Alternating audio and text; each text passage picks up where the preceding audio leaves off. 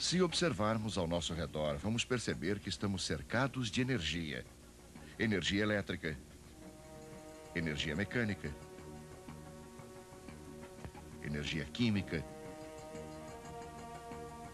energia radiante e muitas outras. A energia radiante é aquela que se propaga através. Um dos tipos de onda radiante é a onda eletromagnética. São as ondas de rádio e TV, as micro-ondas, o raio-x, o raio laser, a radiação de infravermelho, a radiação ultravioleta e a luz. A diferença entre estas ondas eletromagnéticas está na frequência com que cada uma vibra. As ondas eletromagnéticas que fazem a luz se propagar têm uma frequência que consegue ser vista pelo olho humano. Por isso podemos enxergar a luz, a energia luminosa.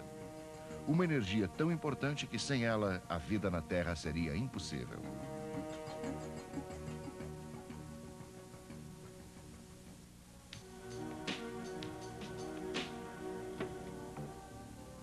Ótica é o ramo da física que estuda as propriedades da luz.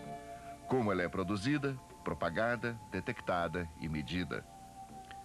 Neste vídeo vamos falar da ótica geométrica, ou geometria da luz, que é uma interpretação dos fenômenos naturais através de modelos geométricos. Você vai conhecer as leis da natureza que regem os caminhos da luz, os fenômenos de propagação, os princípios da geometria da luz e saber um pouco mais sobre as lentes, os espelhos e os instrumentos ópticos.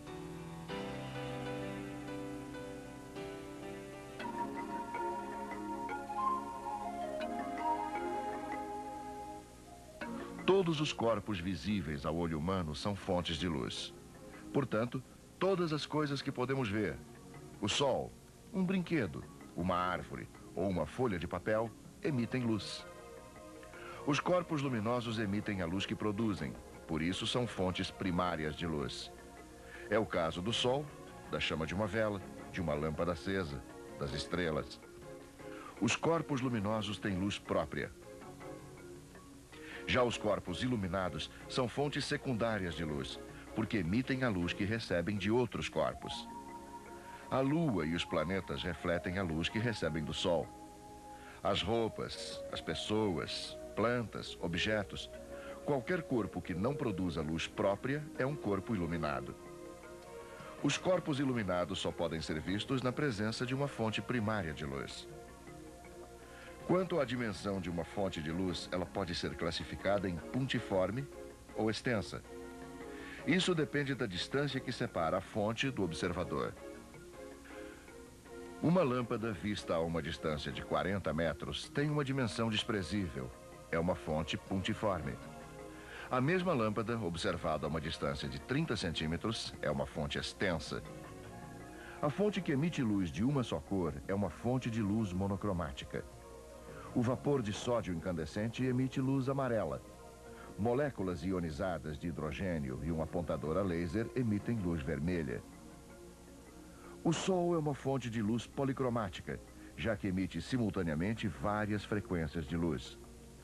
A luz do Sol, chamada de luz branca, é formada por uma infinidade de luzes monocromáticas. As 7 cores primárias, vermelho, alaranjado, amarelo, verde, azul, anil e violeta, podem ser vistas quando fazemos a decomposição da luz solar em um prisma. No arco-íris também podemos observar a separação das luzes que compõem a luz solar. Luzes de cor ultravioleta e infravermelho também pertencem ao espectro solar, mas o olho humano não consegue percebê-las. Cada luz monocromática tem uma velocidade de propagação que decresce do vermelho para o violeta e uma frequência de vibração que decresce do violeta para o vermelho. Ao contrário das ondas sonoras, que precisam de um meio material, a luz se propaga mesmo no espaço vazio. No vácuo, a luz se propaga com muito mais rapidez. Qualquer que seja o tipo de luz, sua velocidade é de aproximadamente 300 mil quilômetros por segundo.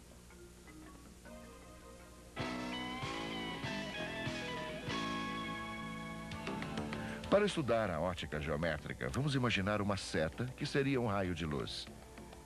A ideia do raio de luz serve para representar geometricamente a direção e o sentido de propagação da luz. Na realidade, um raio de luz não existe sozinho. Temos conjuntos de raios, os feixes de luz. Um feixe de luz pode ser convergente, divergente ou paralelo.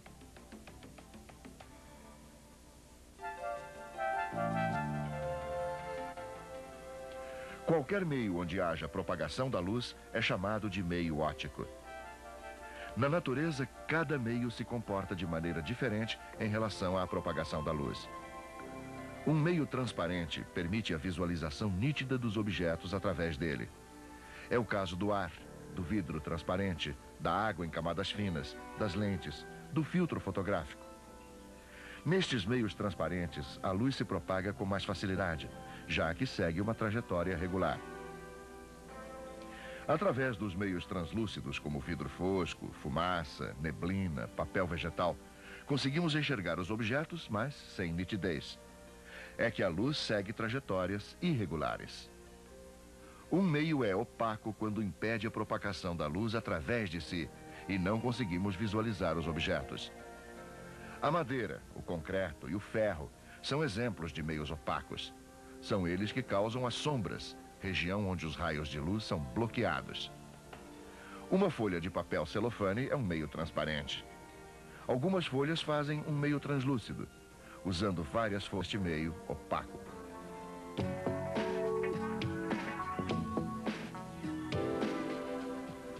As leis da natureza que regem os caminhos da luz são os princípios da ótica geométrica. Nos meios transparentes e homogêneos, a luz se propaga em linha reta. Água e ar são exemplos de meios homogêneos. Qualquer porção deles possui as mesmas propriedades, tais como composição química, densidade e temperatura. O princípio da propagação retilínea da luz explica fenômenos como a formação das sombras e penumbras, a ocorrência de eclipses, as fases da lua e o funcionamento das máquinas fotográficas. Uma fonte de luz puntiforme colocada diante de um objeto vai projetar no anteparo, a parede, uma sombra. A sombra se forma porque essa região não recebe luz da fonte. Se a fonte de luz for extensa, além da sombra, ela vai provocar uma penumbra, que é a região do anteparo que recebe a luz de apenas alguns pontos da fonte. É um espaço parcialmente iluminado. A ocorrência de eclipses é outro fato que comprova o princípio da propagação retilínea da luz. Os eclipses solares acontecem quando a sombra e a penumbra da Lua, causadas pela luz do Sol, interceptam a superfície da Terra. Um observador que está nesta região da Terra vê um eclipse solar total, já que ele está na região de sombra da Lua, local que não recebe luz do Sol. Se a pessoa estiver nesta outra região, ela vai presenciar um eclipse solar parcial. É a região de penumbra que recebe luz de apenas uma parte do Sol. A outra parte do Sol está encoberta pela Lua. O eclipse lunar acontece quando a Lua penetra na região onde o Sol provoca a sombra na Terra. Se estivermos na região escura, onde é noite na Terra, não conseguiremos ver a Lua no céu. Já que está na sombra, a Lua não reflete a luz do Sol. A órbita da Lua em torno da Terra e a órbita da Terra em torno do Sol não pertencem ao mesmo plano.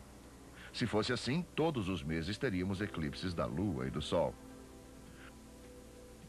Os eclipses acontecem em determinadas épocas em que a órbita da Lua intercepta a órbita da Terra e os astros, Sol, Terra e Lua, se alinham.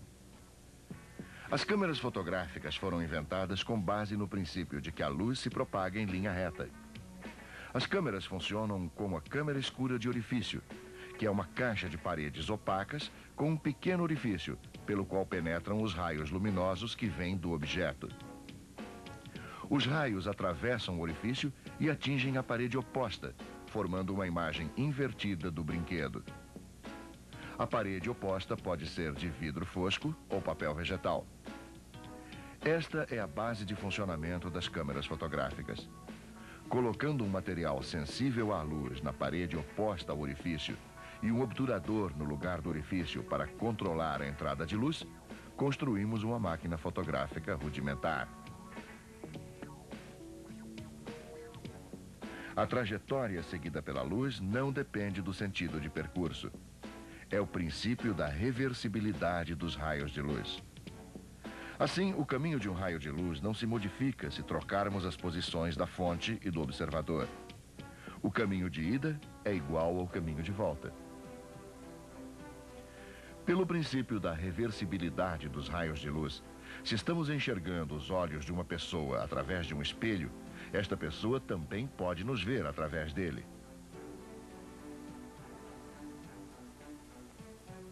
Quando raios de luz se cruzam, cada um deles segue seu trajeto como se nada tivesse ocorrido. É o princípio da independência dos raios de luz.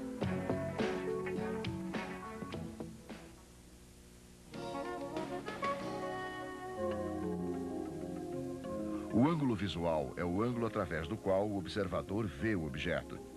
Este ângulo depende do tamanho do objeto e da sua posição em relação ao olho. Quanto maior a distância do observador ao objeto, menor o ângulo visual. O menor ângulo visual sob o qual o globo ocular enxerga as extremidades do objeto chama-se limite de acuidade visual. Da Terra, podemos observar o Sol e a Lua através de um ângulo visual de meio grau.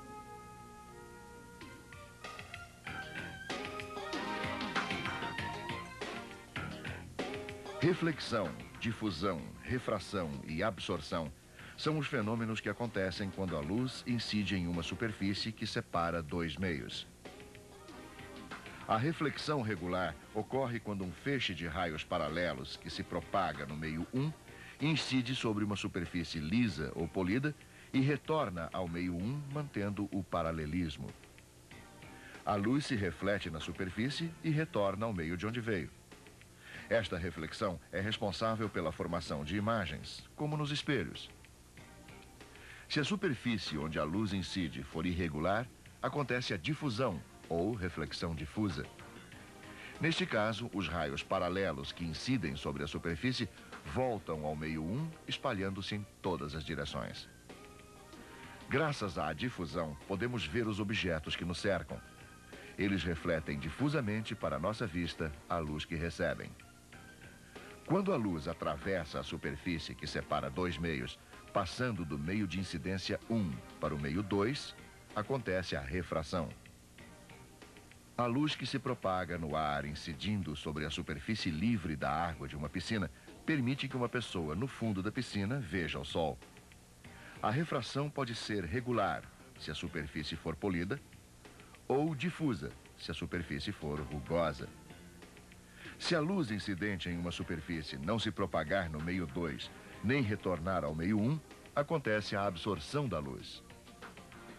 Como a luz é uma forma de energia, a sua absorção provoca um aquecimento, e a energia luminosa é transformada em energia térmica. Num corpo negro, a absorção de luz é total, por isso ocorre um aquecimento. Na verdade, todos estes fenômenos, reflexão, difusão, refração e absorção, acontecem simultaneamente. Em qualquer situação, há uma parcela de luz refletida, refratada ou absorvida. Mas um fenômeno sempre acaba predominando sobre os outros.